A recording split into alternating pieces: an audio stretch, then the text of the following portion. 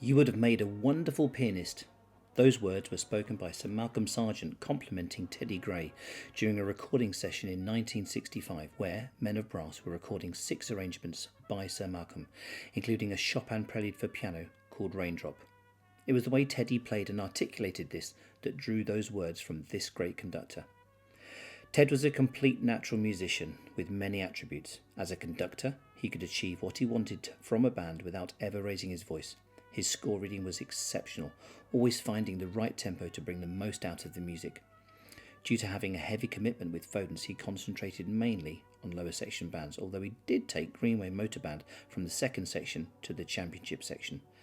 In the mid-1960s, they seemed to win every contest they competed in: regional finals, Buxton, Nottingham, the Grand Shield and others. A very successful period for both Greenway and Ted, as well as the Royal Dalton Band, which also progressed to the championship section under his guidance. Ted was one of the all-time greats.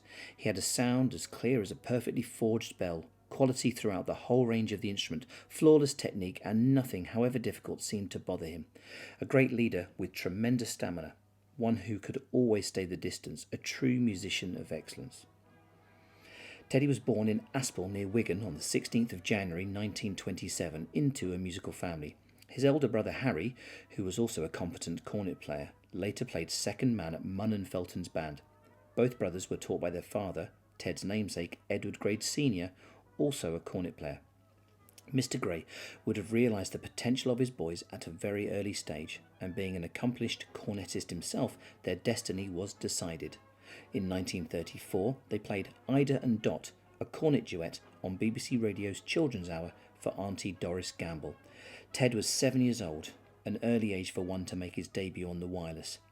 He joined Hindley Band when he was 8 and stayed there for 4 years before joining Wingate's aged 12 and played in their 1939 British Open win.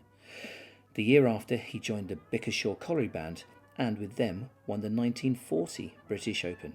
2 wins in the biggest banding contest aged just 13. Quite an achievement.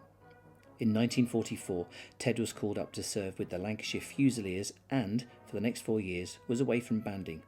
However, he was not forgotten, and in 1948, after being demobbed, he was offered a position with Foden's band.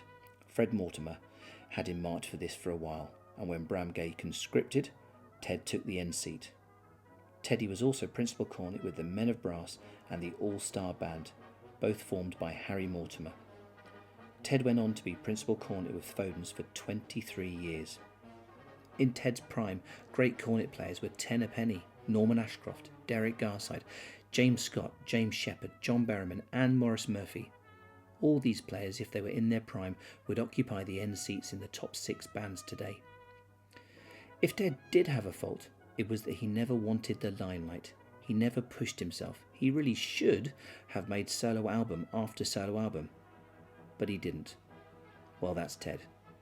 He was always unselfish in a musical way. If you sat next to him and wanted your chance, you would get it, and a lesson at the same time. Just sitting next to him instantly made you a better player.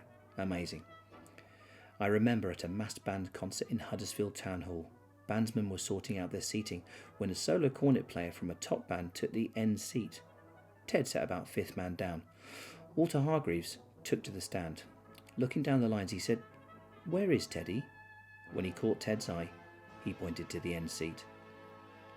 Over the years, Ted's health had deteriorated and he had trouble with his breathing, which was sad for one who had such wonderful breath control. However, his persona was magical. People loved to be with him. He was a bandsman through and through and only played with orchestras occasionally, although he would have made a brilliant trumpet player. When he played the solo opening fanfare Jousts from the Sweet Pageantry by Herbert Howells, he changed from a cornet sound to that of a trumpet, cold and gripping, giving a brilliant opening to the final movement.